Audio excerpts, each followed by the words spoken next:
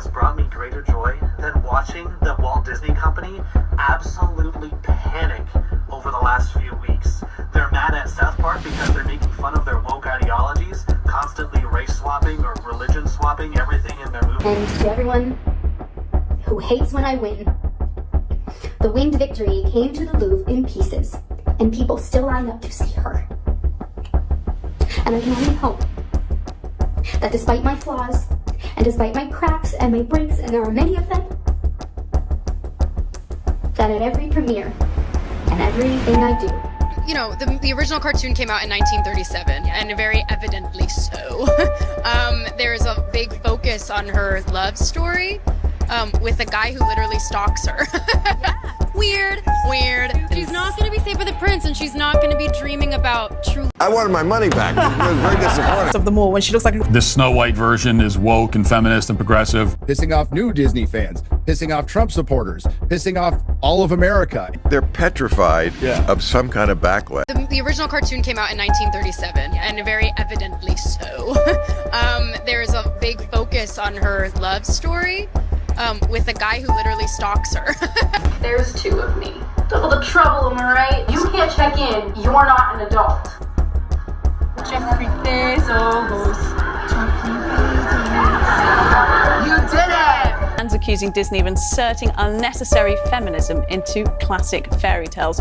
Everyone's just ignoring my phone calls. Whatever, it's chill. I don't even care. I'm gonna be on a talk show tonight, and I'm gonna talk shit about them on the talk show. Talking shit on the talk show. This is the one time in my life where if you have something to say, I don't want to hear it. Rachel Zegler was supposed to bounce back. After months of backlash from Snow White, internet meltdowns, meme parades, and tone-deaf interviews, her team had one goal: rebrand her image. The plan? A gritty, high-stakes drama. A serious, grounded role meant to position her as a real actress, not just a controversial headline. But instead of a comeback, the production became a disaster zone. The shoot shut down midway. The crew walked out. The studio went silent.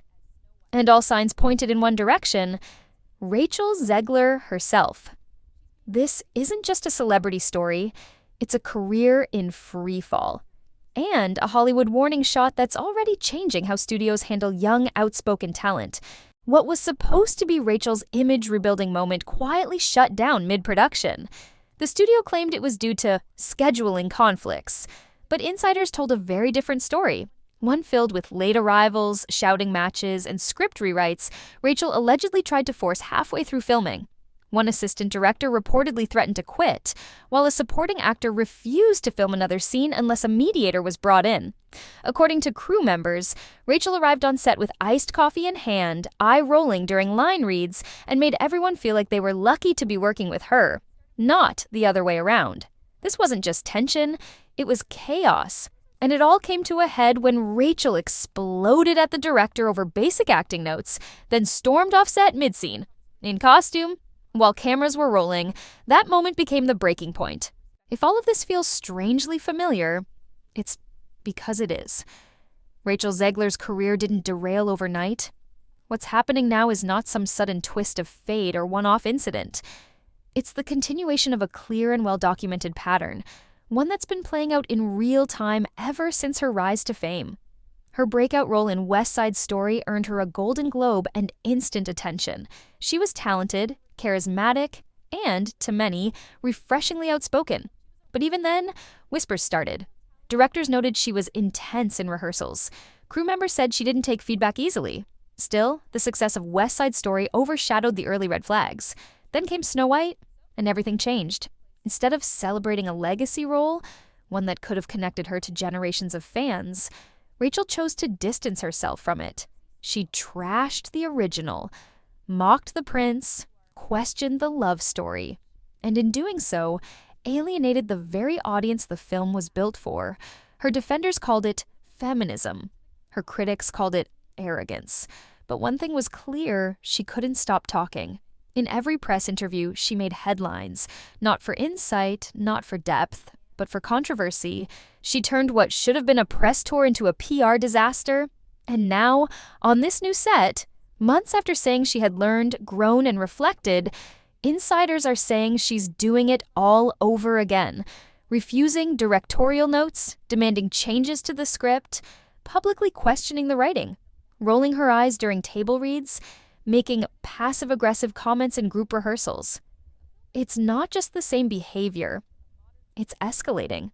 Sources say Rachel claimed her character was too cold and unrelatable, insisting the story be rewritten to center more around her perspective. When producers pushed back, she allegedly threatened to go to the press with her own version of events. That's when meetings started happening without her in the room. One assistant said she kept saying this movie would be different, that she was here to work, but every scene became a negotiation. Even worse, several crew members revealed they had already worked with Rachel before and weren't surprised by anything happening now. "She's consistent," one of them said, and that's not a compliment. The scary part isn't that this happened once, it's that it's happening again, in the exact same way, just with a different script. It's no longer a misunderstanding. It's no longer bad press. It's a pattern. And in Hollywood, when behavior becomes predictable, it becomes uncastable. Studios don't want actors who repeat chaos. They want professionals who learn, adapt, and evolve. And right now, Rachel Zegler is proving to everyone watching, from producers to publicists, that she might be unwilling or unable to break the cycle. When the cameras weren't rolling, the real drama began. From the outside, this film was supposed to be a comeback, a serious, emotional role for Rachel Zegler, far removed from fairy tales, musical numbers, and press tour controversies. But behind the scenes, what unfolded was pure combustion. It started with tension, minor at first, disagreements over blocking, lighting setups, character direction, typical growing pains on a film set. But then it escalated.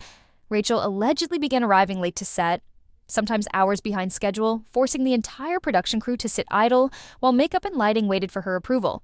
One crew member described it as walking on eggshells every day, unsure if Rachel would show up cheerful, cold, or combative. Her attitude toward the script also became a sticking point. She reportedly asked for extensive rewrites midway through production, not for creative enhancement, but to reshape the character into a more heroic figure. She didn't want complexity. She wanted control. A source close to the director said Rachel wasn't just resisting notes. She was actively rewriting scenes, cutting emotional beats, and even rearranging dialogue on set without consulting the screenwriter. It got to the point where the director had to start avoiding her between takes, relaying notes through assistants just to keep things from boiling over. But the tipping point came during a crucial shoot, a scene involving multiple actors, heavy production setup, and one of the film's emotional climaxes. Rachel refused to shoot. According to insiders, she stopped midline, dropped character, and accused the director of sabotaging her performance by not capturing the moment from her best angle. Cameras were rolling. Everyone on set froze. The director tried to defuse the situation. Rachel reportedly responded by storming off, still in costume, leaving the entire crew, including background actors and extras, standing in place, unsure what to do next. One production assistant whispered, "It was like the air got sucked out of the room. You could hear a pin drop."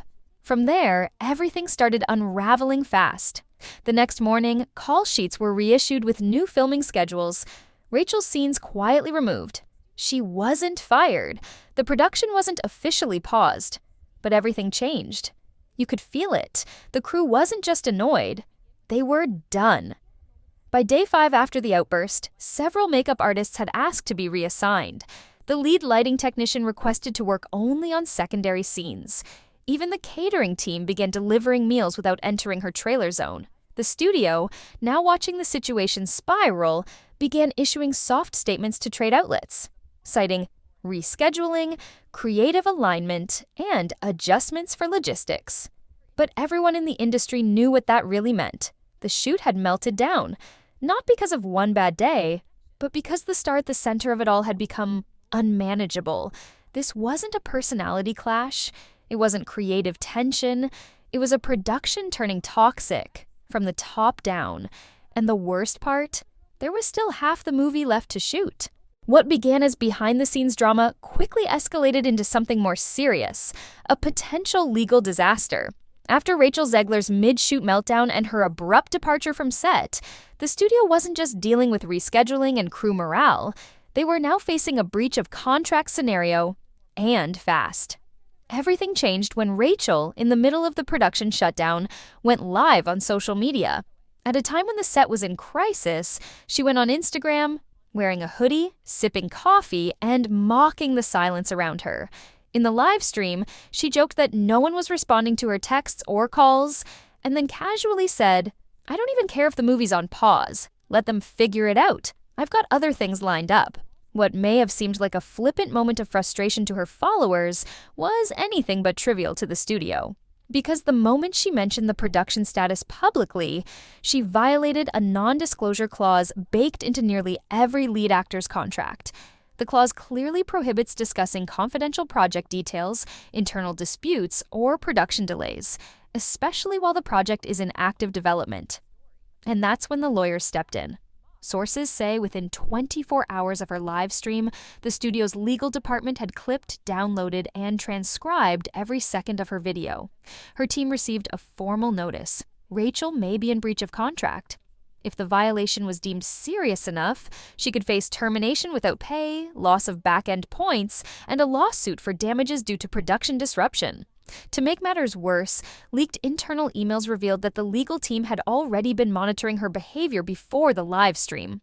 One studio executive wrote, "She's pushing every boundary. If she keeps freelancing interviews or going rogue online, we'll have grounds to cut her loose." Rachel's representatives allegedly rushed to contain the damage. They tried to walk back the live stream, calling it unfiltered emotional venting.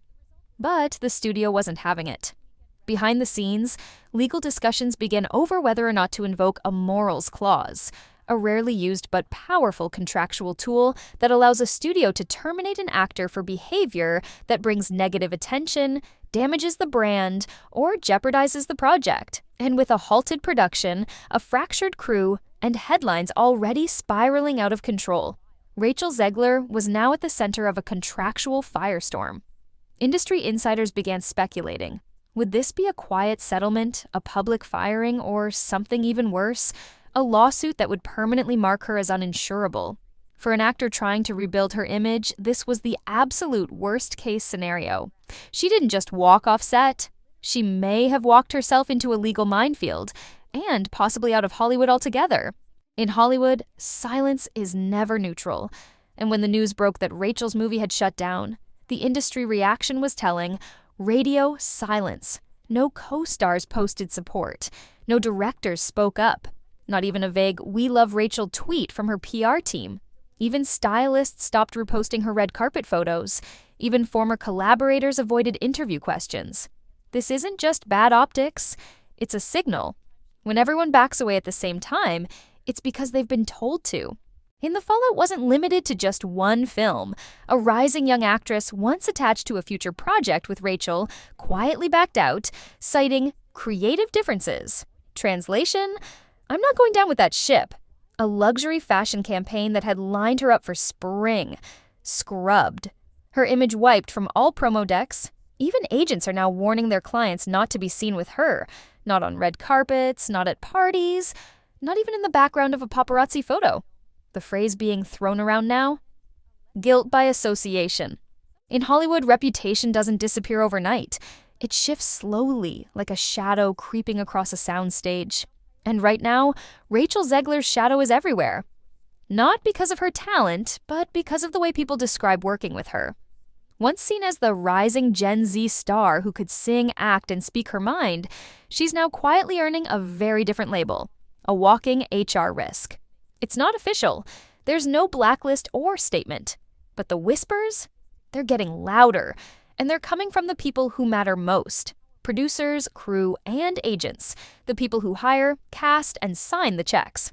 One studio insider summed it up in 5 brutal words: she's more trouble than talent.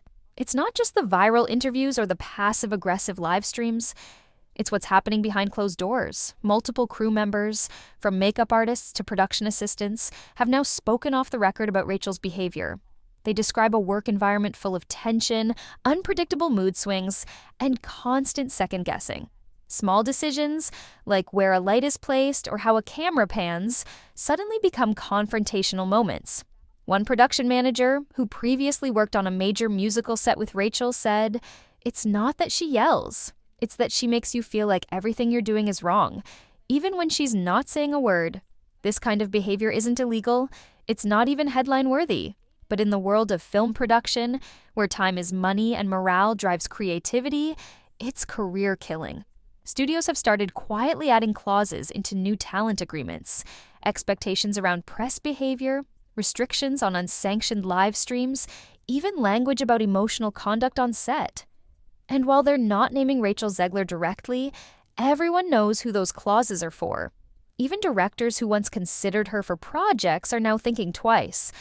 Because it's not just about the film anymore, it's about what happens after the casting. Can she take direction? Can she keep a set focused? Can she make it to wrap day without becoming a legal liability? And for many, the answer is not anymore.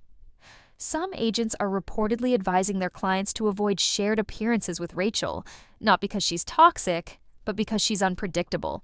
The last thing any rising star needs is to get caught in a viral video standing next to someone who's mid-controversy. Even brands have started to back away. One fashion house that once dressed her for premieres has stopped requesting her for fittings. She hasn't been featured in a major campaign since the Snow White press cycle, and her name, once floated for luxury endorsements, now doesn't even come up. Because whether it's fair or not, Rachel Zegler is becoming what Hollywood fears most: a liability in lipstick. She didn't commit a crime. She didn't say something unforgivable. She simply created an atmosphere, one that makes everyone nervous. And in an industry built on tight schedules, tighter budgets, and zero tolerance for risk, nervous doesn't get you hired. There's no studio rushing to save her, no A-list friend stepping in, and no mentor offering cover. Even the rom-com ensemble film she was recently attached to is allegedly recasting her role, quietly of course, with scheduling conflicts as the excuse. But insiders know the truth. She didn't just lose a movie, she lost the benefit of the doubt. Rachel once branded herself as unfiltered, real, and raw. But now, studios are asking, is that code for unpredictable, unmanageable, and uncastable? When your interviews cause more problems than your performance, when every live stream becomes a legal risk, and when co-stars start requesting mediators, you're no longer authentic. You're a liability. And in an industry built on risk management, that's the kiss of death. The most brutal part? There won't be a headline that says, "Rachel Zegler is canceled." There will be no statement, no announcement, no dramatic moment. There will just be silence. Her name won't appear on the next casting shortlist. Her team won't get the call back. The director won't mention her in meetings.